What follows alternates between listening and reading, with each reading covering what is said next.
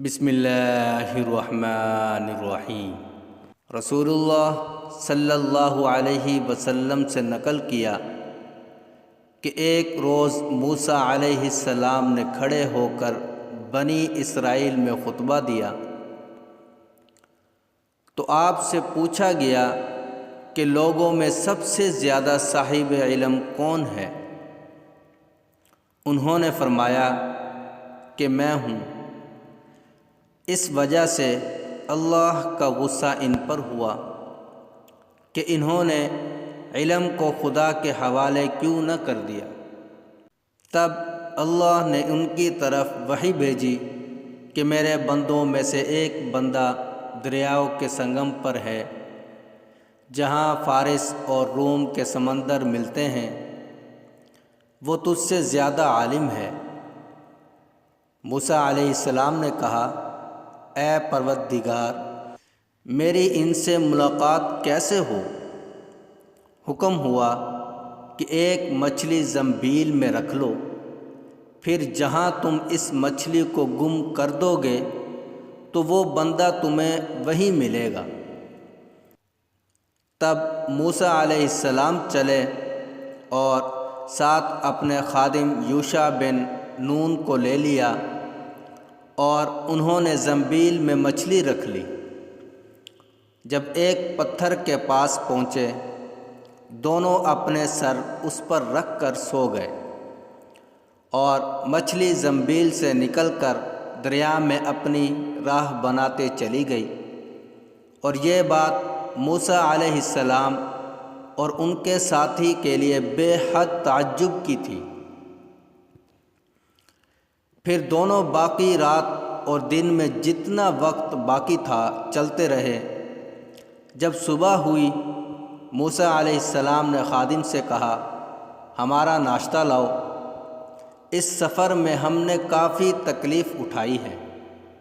اور موسیٰ علیہ السلام بالکل نہیں تھکے تھے، مگر جب اس جگہ سے آگے نکل گئے جہاں تک انہیں جانے کا حکم ملا تھا، تب ان کے خادم نے کہا، کیا آپ نے دیکھا تھا کہ جب ہم صخرہ کے پاس ٹھہرے تھے تو میں مچھلی کا ذکر بھول گیا؟ بقول بعض صخرہ کے نیچے آب حیات تھا، وہ اس مچھلی پر پڑا اور وہ زندہ ہو کر بقدرت الہی دریا میں چل دی۔ یہ سن کر موسیٰ علیہ السلام بولے کہ یہی وہ جگہ ہے جس کی ہمیں تلاش تھی۔ تو وہ پچھلے پاؤں واپس ہو گئے۔ جب پتھر تک پہنچے تو دیکھا ایک شخص کپڑا اوڑھے ہوئے موجود ہے۔ موسیٰ علیہ السلام نے انہیں سلام کیا۔ خضر علیہ السلام نے کہا کہ تمہاری سرزمین میں سلام کہاں؟ پھر موسیٰ علیہ السلام نے کہا کہ میں موسیٰ علیہ السلام ہوں۔ خضر بولے کہ بنی اسرائیل کے موسیٰ؟ انہوں نے جواب دیا کہ ہاں۔ پھر کہا، کیا میں آپ کے ساتھ چل سکتا ہوں تاکہ آپ مجھے ہدایت کی وہ باتیں بتلائیں جو اللہ نے خاص آپ ہی کو سکھلائی ہیں؟ خضر علیہ السلام بولے کہ تم میرے ساتھ صبر نہیں کر سکو گے۔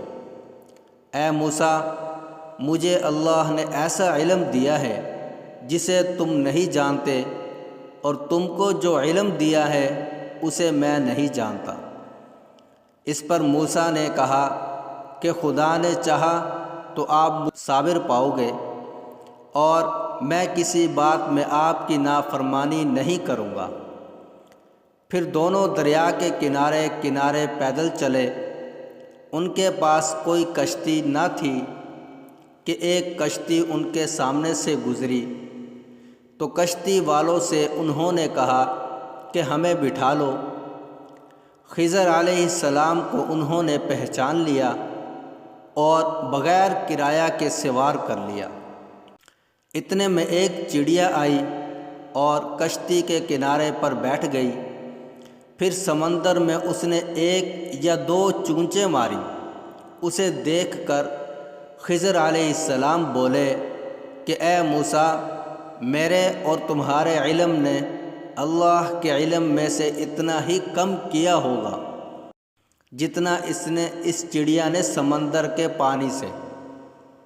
پھر خضر علیہ السلام نے کشتی کے تختوں میں سے ایک تختہ نکال ڈالا۔ موسیٰ علیہ السلام نے کہا کہ ان لوگوں نے تو ہمیں کرایہ لیے بغیر مفت میں سوار کیا، اور آپ نے ان کی کشتی کی لکڑی اکھاڑ ڈالی تاکہ یہ ڈوب جائیں۔ خضر علیہ السلام بولے کہ کیا میں نے نہیں کہا تھا کہ تم میرے ساتھ صبر نہیں کر سکو گے؟ اس پر موسیٰ علیہ السلام نے جواب دیا کہ بھول پر میری گرفت نہ کرو۔ موسیٰ علیہ السلام نے بھول کر یہ پہلا اعتراض کیا تھا۔ پھر دونوں چلے۔ کشتی سے اتر کر ایک لڑکا بچوں کے ساتھ کھیل رہا تھا۔ خضر علیہ السلام نے اوپر سے اس کا سر پکڑ کر ہاتھ سے اسے الگ کر دیا۔ موسیٰ علیہ السلام بول پڑے کہ آپ نے ایک بے گناہ بچے کو بغیر کسی جانی حق کے مار ڈالا، غضب ہو گیا۔ خضر علیہ السلام بولے کہ میں نے تم سے نہیں کہا تھا کہ تم میرے ساتھ صبر نہیں کر سکو گے؟